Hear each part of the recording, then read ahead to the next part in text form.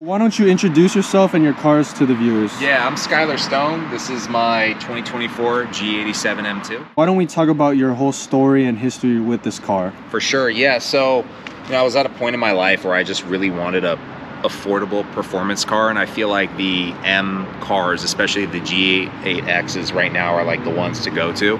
At first I was looking at the M4s, the G82s, and they're great.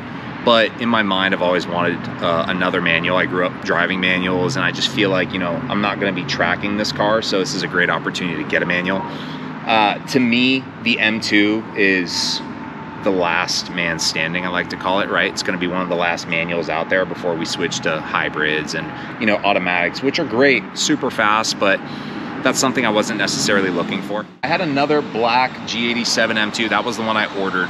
Unfortunately, it's no longer with us. It got hit. It was involved in a hit and run. Come over here. So basically, while it was parked, somebody hit this whole pillar right here. Completely swayed the chassis. I came back. I wasn't there. I came back to it, devastated on my hands and knees. Was just like, what the hell, right? So I was left without a car for a few months. The biggest dilemma was, do I go back to an M2 or do I do something else? Thankfully, I fell in love with this car, right? Like I said, it's a manual. It's very near and dear to my heart. I've always wanted an M2, so when this one came out, I know there was a lot of speculation about the looks and stuff, but when I saw it in person, I was like, man, I love that car. So when I finally had it and then lost it, I was just dying to get in another one. Thankfully, this one almost fell into my lap, right? So essentially, I had another one on order for build. I was dealing with insurance. Thankfully, a really close friend of mine put me in touch with a dealership up in Camarillo, Camarillo BMW. If anybody wants to go there, I highly recommend it. It's funny, this one actually wasn't on their website, and I was looking for a carbon package, which is the carbon roof, the carbon seats, which we'll get into in a minute, the M driver's package, and the carbon trim on the car. My last one had everything except the carbon buckets, and I figured this was a good opportunity to dive into that. But the problem is those are back ordered right now, right? So, and there's none for sale in the United States. I looked everywhere for months. And it's funny because I called about another M2 that they had on the lot, and the sales guy actually told me that they had this one coming in. It was a canceled order or something like that. It had just arrived at the dock. So in that minute, I was like, you know what? Let's just pull the trigger and get this one. Let's do a brief walk around and talk about what you've done to the car and then what's in the future. Sweet, yeah. So the first thing you'll notice is it kind of looks a little different. The Zandvoort blue, it's matte, right? So the first thing I did was I PPF'd it. I PPF'd my last one, which was clear PPF. Shout out to my guys up at Aeroworks, Philip. He's the best around. He's the only guy in his whole crew I let touch my cars. They've done 3 for me now. But this one I took the dive and did the stealth PPF. So I wanted to give it a little bit kind of a different vibe, right? And it's funny because when I first saw the Zandvoort blue, I wasn't a fan. And I saw it online, and just as everybody I feel saw, when this car came out, it was the pictures online of the G87 with this color, and honestly, I wasn't a fan. It didn't shock me. I was kind of disappointed. But when I saw it in person, I was like, okay, that's, that could work, right? And then the more I saw them on the road while I was driving my black one, I was like, those are pretty sweet. And it's funny, now I have one. The gloss is beautiful on it, but I do prefer like that satin flat stealth look. I think it just looks really individual. It's really nice, and it keeps the car protected, so I don't have to worry about road nicks or anything. But essentially right now I'm rocking with the lighting package. I feel like that's a must with this car. It basically gives you this like long LED strip that's really kind of iconic with this M2. The other ones are cool. It kind of has this like lower LED. I prefer I'm a big lights guy. I like the lights, right? The next thing I did aftermarket wise is I did this lightweight performance splitter. Now, essentially, the reason I didn't go with carbon is just because, I'm a normal driver, everyday guy. I pull into lots, and I knew I'm gonna ding this thing up. The good thing is this thing is like some blend of polyurethane, so it's not carbon. It's super lightweight. It's engineered and manufactured in Germany, TUV tested. Lightweight Performance makes a G82 and a G80 splitter. Now they finally made a G87 one. Essentially, it kind of gives it that OEM plus look, which is what I was going for. It's very subtle, and I feel like, especially with the way I drive careful, but, I don't baby the thing, right? So it's going to get smacked, and it's really sturdy in there. I got some spacers along inside. European Auto Source did the install. They're great. I recommend them for everybody. Underneath that, I have the Mishimoto skid plate. Essentially, when they made these G87s, I don't know what they were thinking, but essentially the intercooler is positioned right underneath the car unprotected. So if you're driving, there's been horror stories of like rocks coming up and kicking that thing. And if you shatter that thing and you keep driving and your pressure drops, your engine's toast. I was on Beamer Post. It happened to one unfortunate soul. I felt really bad. I think he got into a new car. So we have the Mishimoto along with the lightweight performance splitter, and apparently it gives it great downforce. I just like it because it looks good and it's kind of protected. The next thing, let's walk around over here. So the next thing I did, you'll notice the biggest issue that this car gets right now is the gap, right? So OEM gap, you can like fit 3.5 fingers up in here. If you'll notice, it's not even 2, it's like 1, right? So I lowered it. It's on H&R VTF springs. It's probably one of my favorite companies, and I think it's probably the best height adjustable suspension kit you can go with. Along with that, I put on spacers, so Mach Schnells. This one right here is a 15, and the other one over there is 18, so you can see it gives it that kind of aggressive poke out feel. I just feel like, you know, if you're gonna lower it, the wheels are gonna sit right underneath the car, right? So you want to give it that really aggressive kind of stance look, and I feel like with the springs are really good quality, and it actually improved the way it was driving. So it's very tight suspension feel. Going around turns, it feels magnificent, and that's something I really love. Aside from that, I mean, it's pretty much OEM as it comes. So it's no secret, these things are very quiet out of the box, and I think it has to do with the regulation compliances out in Europe. You know, they have the OPF stuff going on. So this actually has 2 resonators, one right in back of the axle back, and then right as soon as the downpipes exit, right in that mid-pipe area, there's 2. So I want to get those out of there. The thing I dislike, one of the things, is not just the G87, but the G80 and the G82, is you'll notice this really big diaper thing. We call it the metal diaper. I'm not a fan of it. I think it just kind of looks off, so I would love to kind of get rid of that, do a new axle back. So the way this is kind of cut up, and I'm not an exhaust expert yet, but you have 3 components of the exhaust, to my knowledge at least, which is the axle back, you have the mid pipe, which you can kind of consider that a full cap back, and then you also have the downpipes. So one of the things I'm not going to be doing with this car is doing new downpipes, because with new downpipes you get a different sort of flow from the engine, right? So you're gonna have to remap the ECU. I don't plan on tuning this anytime soon, just because I really want to keep this for its lifetime. You know, I would love that. It's I feel like it's going to be, as said, one of the last manuals standing.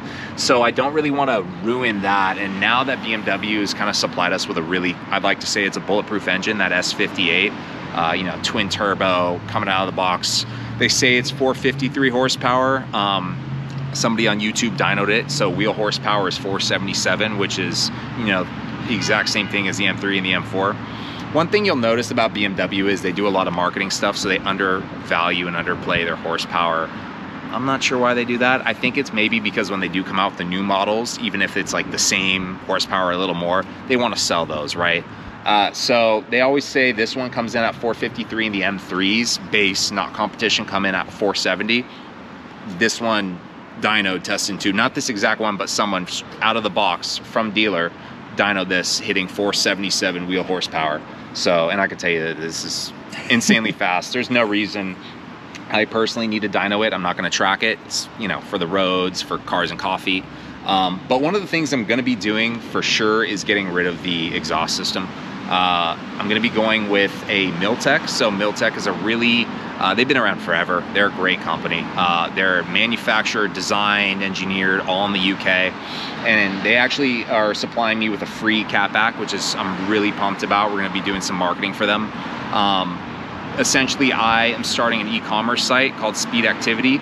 And the reason I started that is just because I want to connect closer with the brands and be a kind of a helping hand from the brands to the consumers. You know, I always love to meet everybody at car meets, car shows, cars and coffee, and I always want to be involved in the mix. I just look completely different, so I'm involved in tech. I work from home, but anything I can do to kind of get closer to the car culture, I try to, which is why I tried to kind of kickstart my own exhaust company at first. I realized that's a long route. I'm going to sell other people's exhaust along with air intakes, engine tunes, all, you know, aerodynamics, all the above, and create a brand. And that's kind of how I got to Speed Activity. So essentially, it's an online e-commerce that hopefully in the future I will partner with various garages who I'm friends with as it is, and do some work with them for installs for people who buy from us. But essentially, you know, we stock, we drop ship, we do it all just online. And my background in tech and my partner's background in e-commerce is kind of like the perfect blend. And it's not one of those things for us to make money at. It's a passion project. Like I said, I have an everyday job, you know, I love. He has an everyday job he loves, and I'm a huge car guy, and if I can help out my friends by introducing them to new brands, or help brands who are trying to get into the United States, such as Miltech, you know, it's not a super familiar name anymore, but it's gonna be, and our plan is to really market them and really prop them up on par with, you know, Valvetronic, Active Auto Work, and you know, Mastery of Art and Design, people like that, IPE, things, you know, big companies. So the plan is they're going to be shipping me a full catback, resonator delete too, the second resonator. I'm going to put this on, put that on this. I don't think anybody around has that set up.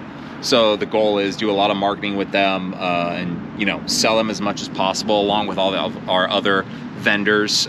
So we are kind of privileged and fortunate to be partnering with some huge vendors right now that I'm really happy about. The plan is to launch mid-March.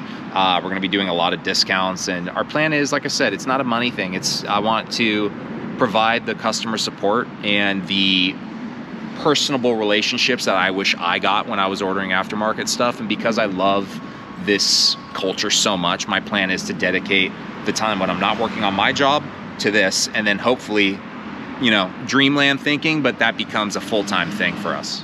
The first thing that I love about these M colors, or these M cars, the M2s specifically, is in the G82 and the G80, they have this really nice kind of running light. I'm not sure if it's over here, but essentially the interior ambient light, they changed with the G87. So you got this really nice M color racing, which actually when the car is on, it glows red if your door is open, which means, hey, don't hit me, my door is open from cars passing.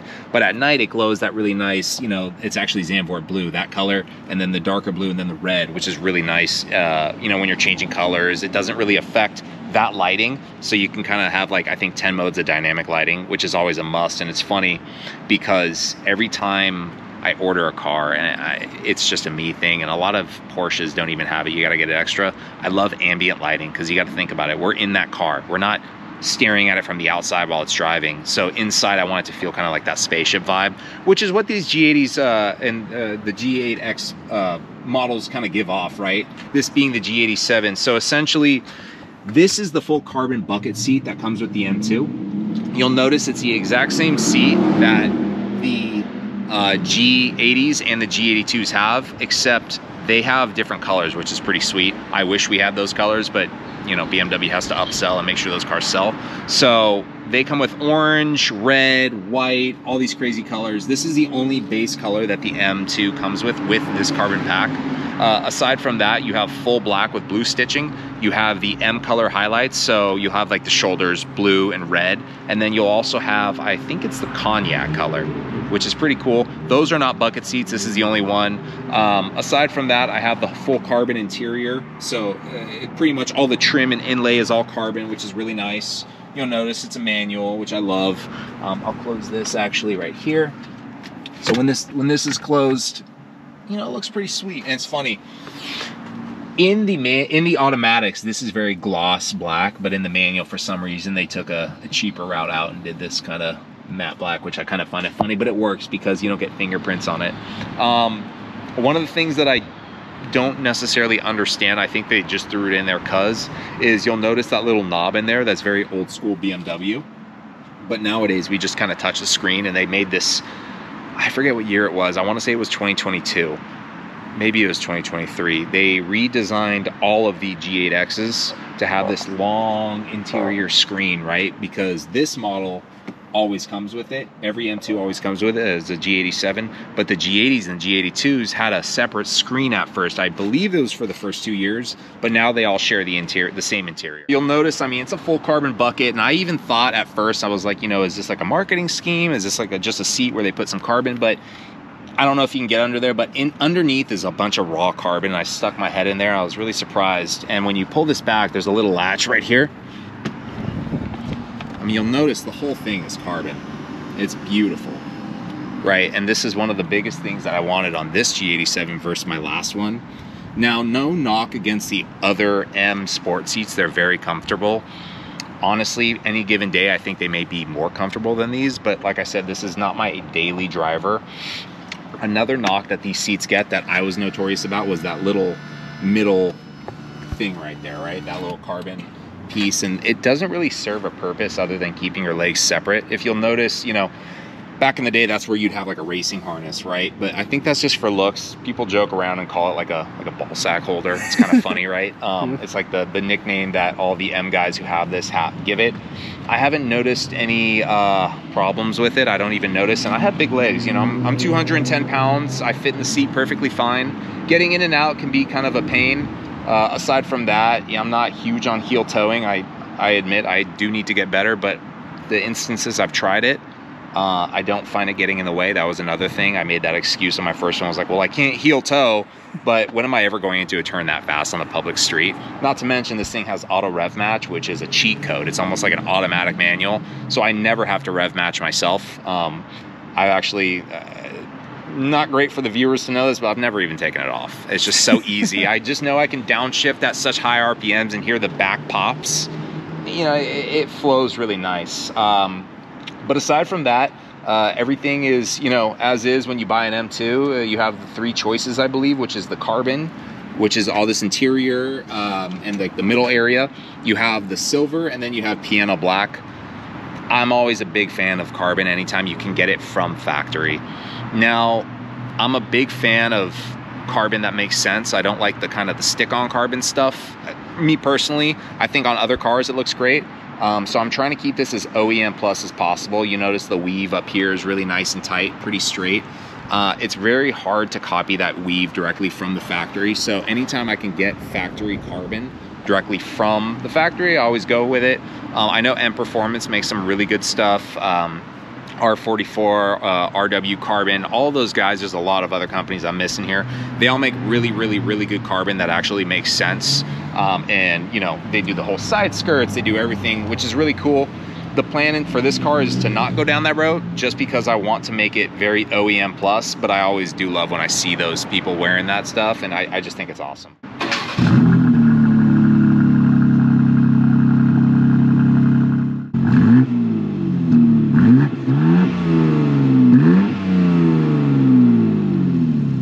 We ended up finding his old exhaust setup, so why don't you give us a little bit of a breakdown of what this is? Cool, so the first M2 I had, the G87, the black one, I did an active auto work equal length mid pipe. Highly recommend, sounds amazing. This is what makes the car super quiet, right? Well, one of the things. So you'll notice we actually cut it, because you gotta cut it, and they actually have these little 2 dots here, so they, you know, BMW knows you're gonna do this stuff. The other one's bolt on, so there's a bunch of clamps, you don't have to weld anything. But essentially this is a resonator, and this is a resonator. Inside, I'm not an engineer, but I like to think I know what I'm talking about. There's like these grooves and rivets, and it's almost like a maze, and it disperses air, right? So it makes it quieter, but it also suffocates the engine a lot. And essentially, you got 2. Why? But this essentially, air comes from the engine, so these will connect to your downpipes, and you'll notice these are uneven, right? And that's why the equal length thing kind of comes into place, because you'll have a downpipe coming over here, this one connects over here, then you'll have your big S58 engine sitting right here. So when the air comes down through here, it gets dispersed into this first resonator. And to be honest, if anybody in the comments wants to comment what that is, I don't know. I don't know if that's part of the cat, no idea. But essentially, disperses in here, comes out, gets dispersed again in here, and then it reaches the axle back, which is what I was talking about earlier, that big metal diaper. Air finally comes out of there, and by then it's quiet as hell. It's really cool. Drift analyzer. This comes stock in every M2. This is an add-on in the M3 and the M4, the G80, G82. And this is one of the reasons why I also went with the M2. Not that I'm ever going to really use this, but it's kind of like this gamified drift, right? It shows your best drift, your next drift, it rates your drifts. So you have 10 levels of traction. So you can choose, instead of just traction on or traction off, you can choose between 10 levels to kick that back end out and have it controlled. And it shows you your single drifts, your understeer, and everything performance related all right here, which is super cool. I love kind of talking about that. Not that I've ever used it or maybe ever will, but you know, it's pretty cool. It's actually my second time in a G87 M2.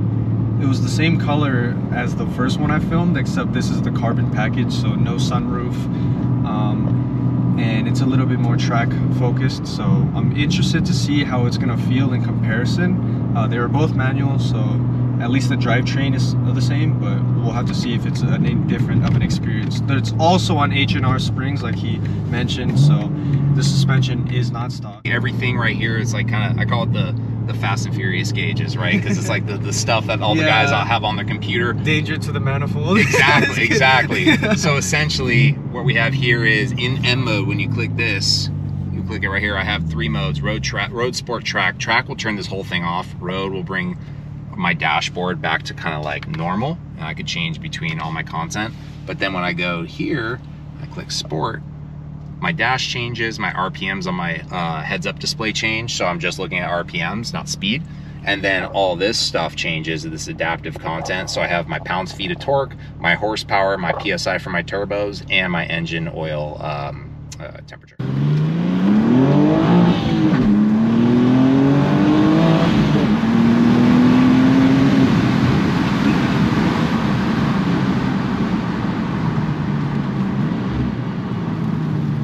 This is monstrous. Yeah, this quick. car is crazy. She moves. Oh my gosh, that's crazy.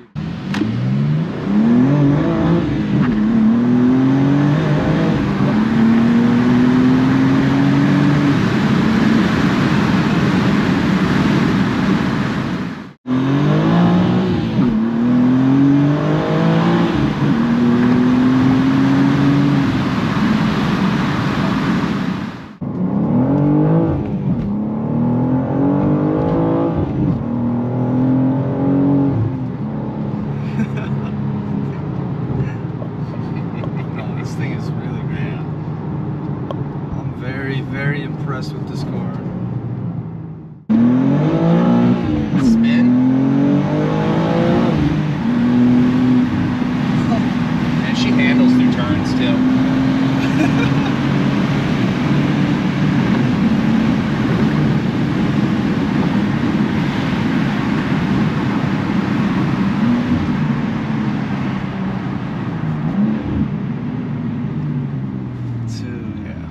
I keep hanging around these cars, I might pick one up myself. They're fun, man. Yeah.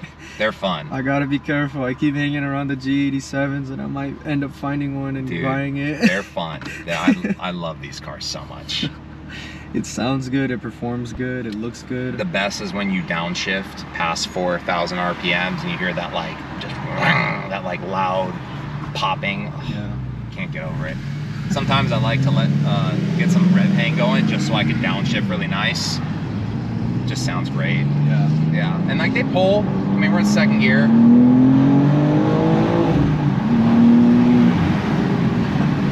It pulls. It definitely does pull.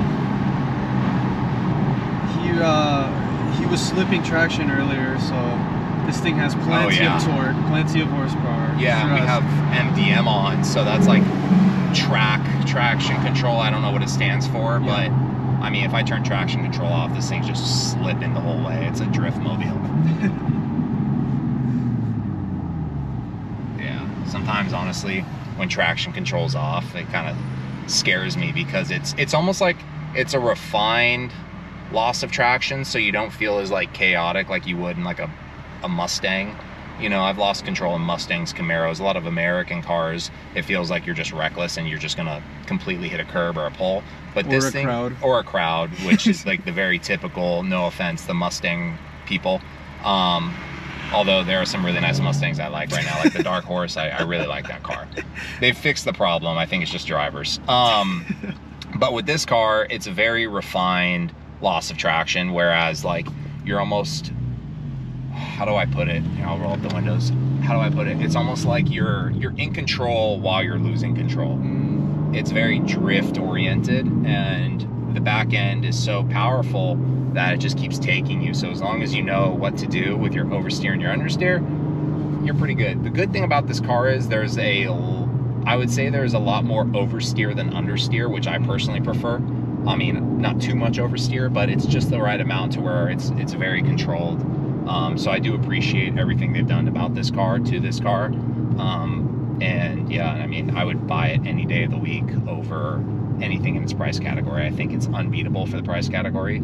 I couldn't imagine spending the exact same money, even a little less, on a dark horse.